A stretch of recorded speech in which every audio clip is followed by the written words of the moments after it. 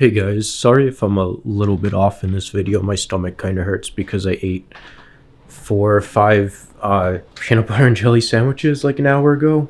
And also I'm kind of like losing motivation a little bit to do some stuff. But anyway, so I was defrosting this meat here and I looked at it because I wanted to look up to see what other flavors it came in. This way if I go to the grocery store I can look for other flavors that I like. And I looked, I'm like, oh, Smithfield.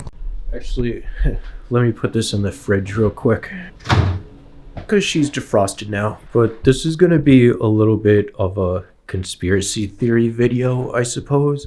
Even though I don't mean it to be that way, it's just it's speculation, so just take it at that. I mean, I'm just giving my thoughts about what could happen and what could be possible. I don't really see how that's a conspiracy theory or how that's any different than most news sites and everything. So anyway, I went online and I started looking up.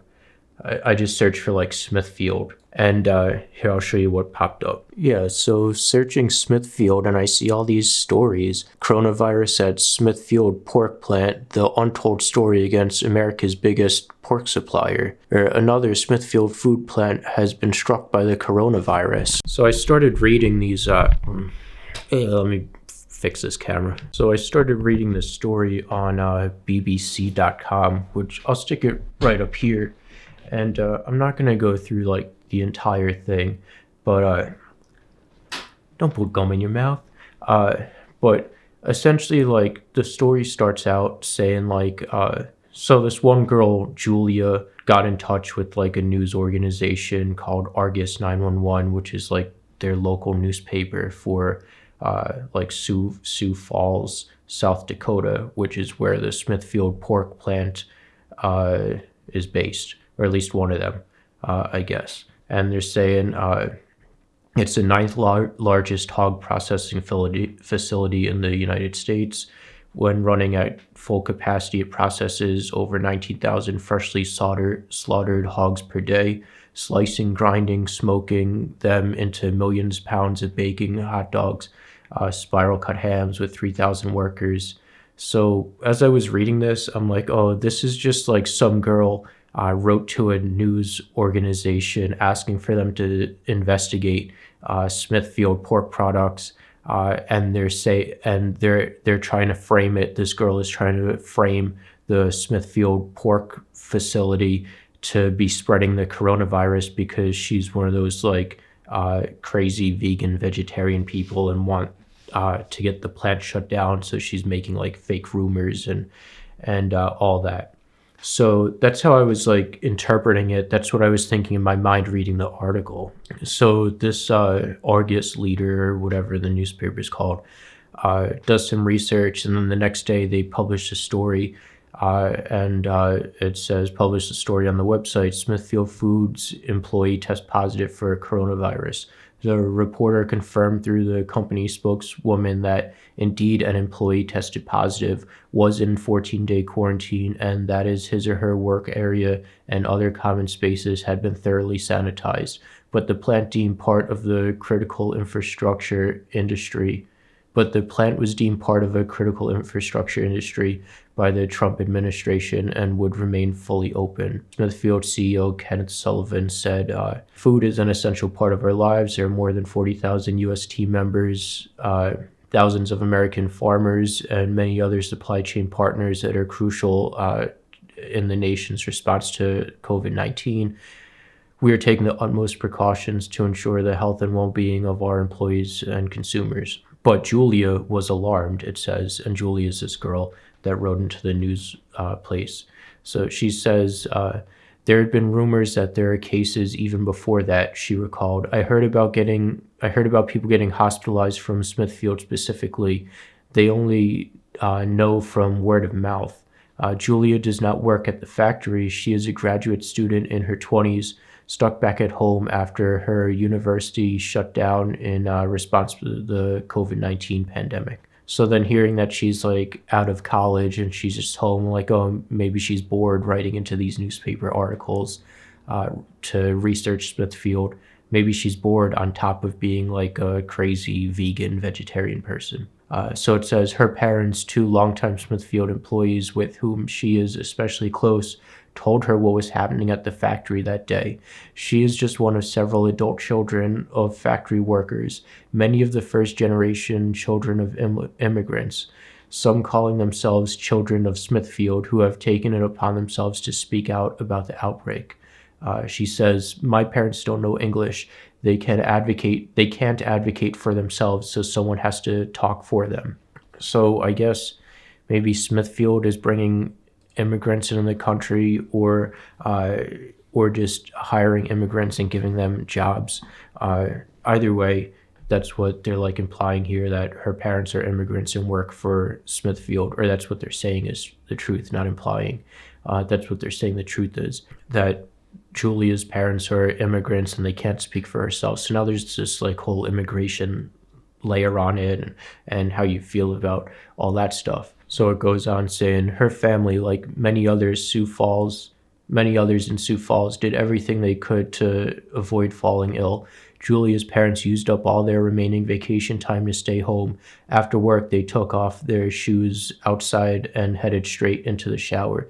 Julia brought them cloth headbands at Walmart to put over their mouths and noses while they were in line. For Julia, alerting the media was just one of the next logical steps in trying to keep all of them healthy, by creating public pressure to close the plant down and keep her parents home. So now I'm thinking like seeing like the Amazon workers like going on strike and stuff. I'm thinking like this is like employees backlashing. I'm not saying that employees backlashing isn't real or legitimate, but I think some of it's like overblown. So I'm thinking like some of this is probably being overblown too, and because companies don't really have like, if everywhere in the world is like short on masks and gloves and sanitation stuff, and you have to go to work because you have to make food or whatever to feed the world. What I was trying to say is, what I was thinking is like, my natural train of thought would go to like, oh, it's not the company's fault, and like the people also, the workers also have a responsibility to take care of themselves, not just let other people take care of you, because then that you lose your personal responsibility, which is like previous video I talked about, and like your agency and whatever. Anyway, that was just kind of a ramble, but I was thinking like now this is turning into like, I'm thinking like, oh, it's just employees like trying to take advantage of a company or whatever. So it goes on to say, instead, it marked the beginning of nearly 3 anxiety-filled weeks during which her mother and father continued to report to a factory they knew could be contaminated, to jobs they could not afford to lose. They stood side by side, less than a foot away from their colleagues on production lines. They passed in and out of crowded locker rooms, walkways, and cafeterias. During that time, the number of confirmed cases among Smithfield employees slowly mounted from 80 to 190 to 238. By April 15th, the Smithfield finally closed under pressure from the South Dakota governor's office. The plant had become the #1 hotspot in the U.S., with a cluster of 644 confirmed cases among Smithfield employees and people who contracted it from them. So then me continuing to think, when this article, the BBC, I would think it's like a credible source, it says the plant had become the #1 hotspot in the U.S. on April 15th with 238 cases or 644 cases or whatever. Meanwhile, New York has like 250,000 cases. This has got to be some like weird ass, like what's going on with this article? They're trying to sway things one way or whatever. So that's where my frame of mind was reading this. So continue on. It says, in total, Smithfield-related infections account for 55% of the caseload in the state, which is far outpacing its far more populous Midwestern neighbor states in cases per capita. So then it says, in total, Smithfield-related infections account for 55% of caseload in the state, which is far outpacing its far more populous Midwestern neighbor states in cases per capita. So then I turn and I'm like, all right, I'm going to go to CDC's website, which I have like open all the time. to look at South Dakota. So then I look and I'm like, oh, where's South Dakota? It must be like somewhere here, whatever. Turns out it's right here with 1,411. So surrounding area is 1,100, 2,000 here, 2,300 here, 412, 421, and 439. And this is the night of, well, this is April 17th, so 2 days after this, by April 15th that this article says. So this fact does check out because 644, 55% of the caseload in the state. I mean, today it's not 55%, it's less than that, but numbers definitely have risen or whatever in the last couple days. So basically the rest of the article is just more stuff in which the way that I'm perceiving it is just a bunch of employees complaining and saying that like $16 an hour that they make is a low wage, too low for them, which still, I'm 33 and I've never made more than $11 an hour in my life.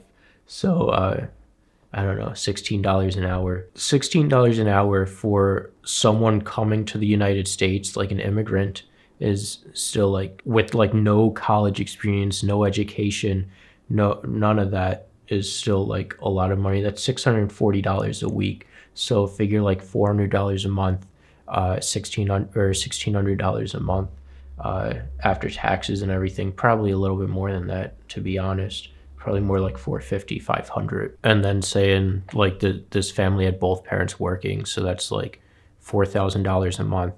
That's enough money to raise a family and do whatever I would want to do, more, by far more than enough. I don't know. And I don't think, that's not saying that I think two parents should work, because I don't think that at all. But anyway, back to this article, that's the way that I was taking this, is like, oh, employees complaining and whatever. So then I look up, I'm like, oh, I'm going to look up Smithfield's stock price to see how much their stock is. So I Google it. I Google Smithfield stock. This is what I see. And I'm like, oh, usually like I look up like a company stock and Google shows like a chart of like the stocks and whatever. So I'm like, oh, why is this doesn't show a chart? So then I scroll down like a little bit more and I see like these articles from 2013. I'm like, what are these articles about? I want like recent articles. How come there's no recent articles? Well, I want to read this 1999 one though in a second. But so then I click on one of them. I guess I click on this one and I see. So I find this article, which is Shuang Huawei, buying Smithfield Foods for about $472 billion. So in 2013, a Chinese company bought Smithfield Pork. And it's not just that one facility. They have like their headquarters is in Virginia, and they have like a ton of other facilities and everything. So a Chinese company bought an American pork supplier, and all shareholders got $34 per share through the sale. And previously, the stock was only worth just under $26. So all the shareholders got $8 more, $7 more than it was currently worth in the market. But this is like my thinking now, was this article that I'm reading about Smithfield having like bad work conditions for their employees and it being like the hot spot in America? Now I'm seeing that it's a Chinese-owned company that went private. So it's not even a publicly traded company anymore. That's why I didn't see the stock prices or anything, because it's not a public company. Did China have something to do with this? Was China? I know I'm being like a crazy conspiracy theorist, but I'm just telling you, like, that's where my mind is going. Did China has something to do with spreading infection intentionally through the Smithfield pork plant? Like, you can think, did China introduce someone to there that had the virus? Them being an essential business, they had to remain open. Then they can just use like we don't have enough masks and we're an essential business, we have to remain open, as like a cover-up story or plausible deniability or whatever you want to say, like that it wasn't intentional. I don't know. This is just something else that you have to look into, I guess. But that's all I wanted to say about this. That's just where my mind went. So Take care, guys. Thank you and goodbye. Please like, subscribe, and share, and follow me on social media.